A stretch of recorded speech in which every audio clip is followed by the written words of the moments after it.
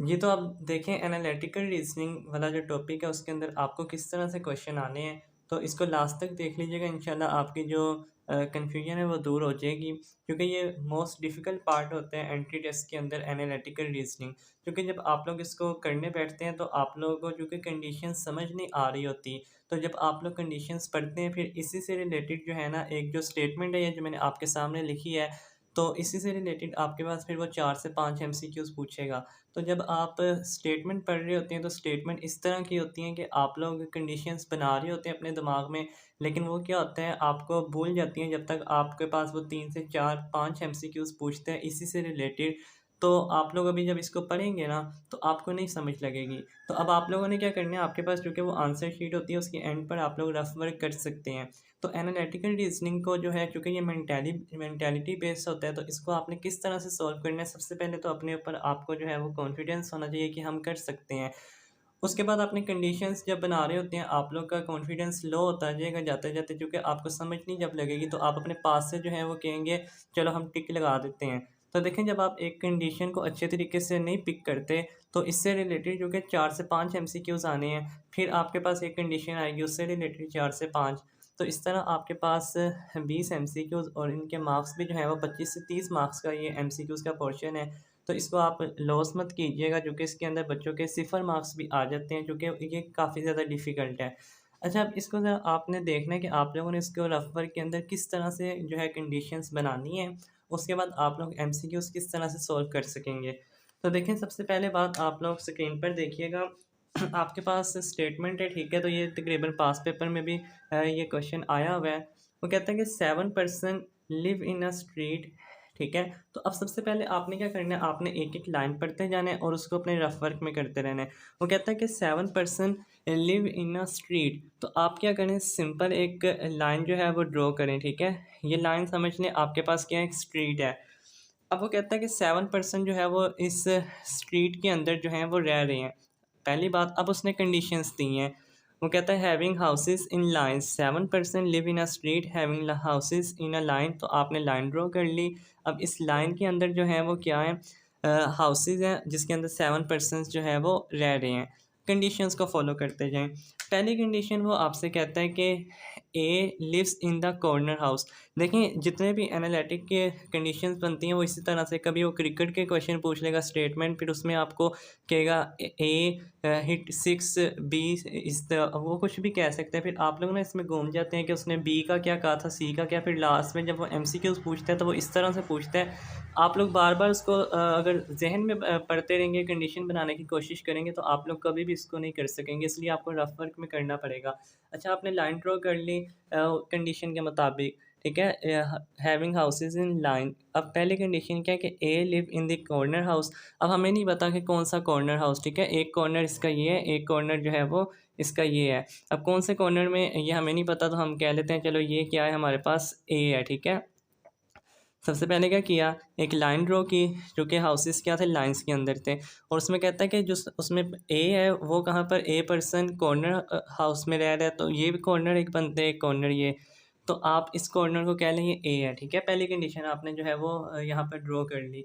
दूसरी कंडीशन है वो कहता है कि सी इज़ बिटवीन ई एंड जी। तो आप क्या करें, देखें उसने क्या है कि सी जो है वो ई एंड जी के दरमियान है, तो सी एंड जी ड्रॉ करें, ठीक है? और इनके दरमियान आपके पास ई एंड जी के दरमियान क्या है, सी।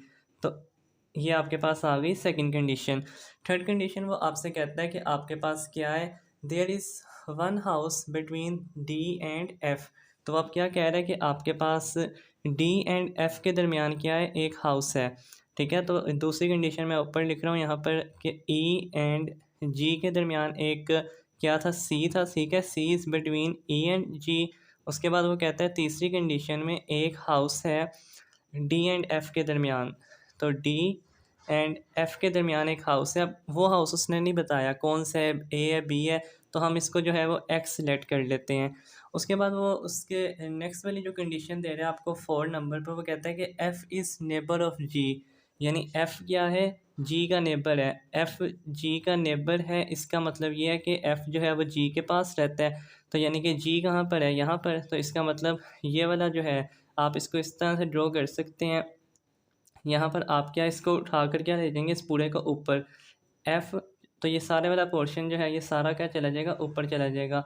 यहाँ आपके पास बाकी क्या है डी एंड एक्स, ठीक है। अब देखें उसके बाद उसने पांचवी कंडीशन में आपसे क्या कहा है, there are two houses between A and G. अब देखें वो कहता है कि आपके पास दो हाउसेस हैं ए एंड जी के दरमियान।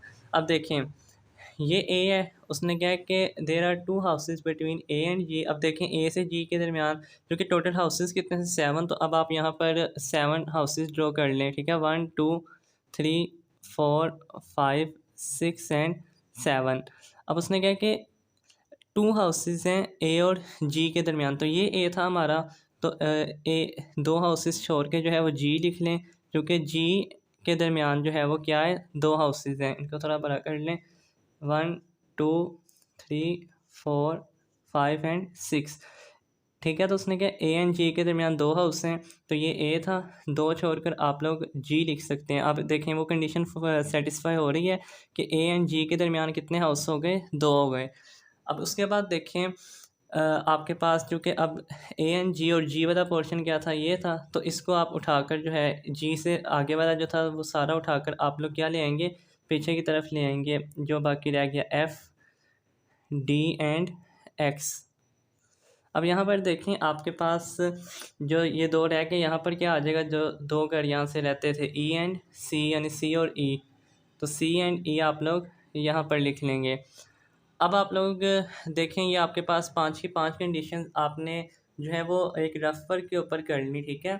उसके बाद अब आपको ये कंडीशन आपने रफ वर्क में बना ली है ना, अब आपने इनको अपने सामने रखना है और आपने आना है एमसीक्यूज़ की तरफ। अब जो वो आपसे एमसीक्यूज़ पूछेगा वो किस तरह से पूछेगा, देखें वो अब आपसे एमसीक्यूज़ में जो है वो पूछ सकता है कि ये बताएं कि आपके इस लाइन के अंदर जो हाउसेस हैं उसके अंदर जो मिडल में है वो कौन रह रहा है। तो देखें 1 2 3 4 5 6 7 हैं, तो इसमें जो मिडल वाला है वो कौन सा जी, तो आपका जी जो है वो राइट आंसर होगा। अच्छा अब ये सारी कंडीशन आप ड्रॉ ना करते, वो पहले आप पढ़ते, फिर उसके बाद आप नीचे आते, ठीक है, एमसीक्यूज़ की तरफ, और वो आपसे पूछता कि मिडल में कौन सा हाउस रह रहा है। तो आपको तो नहीं था पता चलना, आपने वहीं पर जो है वो कहना था ये क्या, मैंने तो इतनी स्टेटमेंट पढ़ी है, इतना वो सारा पढ़ा है, लेकिन उसके बाद अब मुझे ये कैसे पता कि दरमियान में कौन सा हाउस है, ठीक है। वो किसी तरह से भी सवाल पूछ सकता है। अब कंडीशन आपके सामने है, अब वो आपसे पूछेगा, आपको समझ लग जाएगी यहाँ से देखकर। फिर वो ये पूछ सकता है कि ए के अदर कॉर्नर पर कौन सा हाउस है, ठीक है। तो ए के अदर कॉर्नर पर जो भी हाउस होगा, ठीक है, वो आपका क्या होगा, ठीक आंसर होगा। फिर वो ये भी पूछ सकता है कि जी के राइट साइड पर कौन सा हाउस है, जी के एफ़ साइड पर जो है वो कौन सा हाउस है। तो ये जब कंडीशन आपने ड्रॉ की होगी तो आप उसके मुताबिक जो है वो देख लेंगे, उसको सॉल्व कर सकेंगे।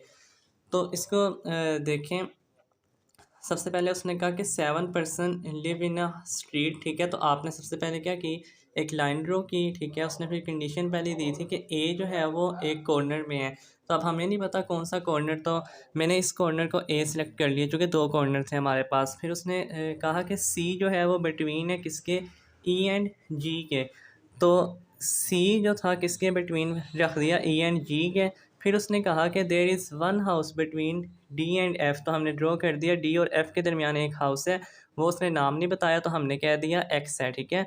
अब देखें उसके बाद आपके पास क्या हो गया, उसने नेक्स्ट कंडीशन दी कि एफ़ नेबर है जी का, एफ़ नेबर है जी का, यानी कि फिर जी कहाँ था हमारे पास, ये था, तो इसका नेबर क्या था, एफ़। तो हमने चूँकि एफ़ यहाँ पर था, तो एफ़ चूँकि नेबर है जी का, तो उसमें जितनी भी चीज़ें थी जो हाउसेस और थे डी और एक्स, वो भी क्या आ जाएंगे, यहाँ पर आ जाएंगे, ठीक है। तो एक्स एंड डी, तो यहाँ एक्स और यहाँ डी लिख लीजिएगा। उसके बाद आपके पास लास्ट कंडीशन थी, there are two houses between A and G, ठीक है। तो ए और जी के दरमियान कितने हाउसेस हैं, दो। तो अब आपने देखना है यहाँ पर ए ये था, तो 7 हाउसेस पूरे ड्रॉ करें, तो दो हाउसेस छोड़ दें जी। अब ये कंडीशन आपकी फुलफ़िल हुई कि ए एंड जी के दरमियान कितने हाउसेस हैं, दो, ठीक है। तो उसके बाद आपके पास क्या हो जाएगा, चूँकि ये जी था और उसमें जो आपके पास सी एंड ई वो आपके पास हाउसेस आ गए, और पीछे जो है आपके पास जी के साथ जो भी बना हुआ था पेयर, ठीक है, वो आप क्या लिख देंगे, पीछे उसी तरह लिख देंगे। यानी एफ़ एक्स डी पेयर था, तो आप उसी तरह लिख देंगे साइड के ऊपर एफ़ एक्स डी, तो उसको यहीं पर उसके पीछे लिख देंगे एफ एक्स एंड डी। अब देखें एक्स हमने अननाउन रखा था क्योंकि हमें नहीं था पता, उसने कहा था एक हाउस है डी और एफ़ के दरमियान। तो अब इनमें से कौन सा बचा, ए से लेकर जी तक जो है वो आपके पास हैं। एक्स क्योंकि अननाउन था, अब हम इसे कह सकते हैं बी, ठीक है, बी इसको खुद नाम दे सकते हैं। एक्स तो हमने फाइंड करने के लिए रखा था, तो चूँकि ए और जी के दरमियान एक चीज़ मिसिंग है वो बी है, तो बी हमारे पास हो गया, ठीक है। तो अब उससे इसी लिहाज से फिर वो आगे जो भी एमसीक्यूज़ पूछेगा, आपके पास कंडीशंस बनी होंगी, आप एमसीक्यूज़ जो है वो उसको सॉल्व कर सकते हैं। लेकिन अगर आप इस तरह से कंडीशंस नहीं बनाएंगे और अगर आप कहें कि मैं जहन में ही सॉल्व करके इसको पढ़ के कर लूँगा, तो ऐसा नहीं होगा। अब नेक्स्ट जो है कुछ देखते हैं और एमसीक्यूज़।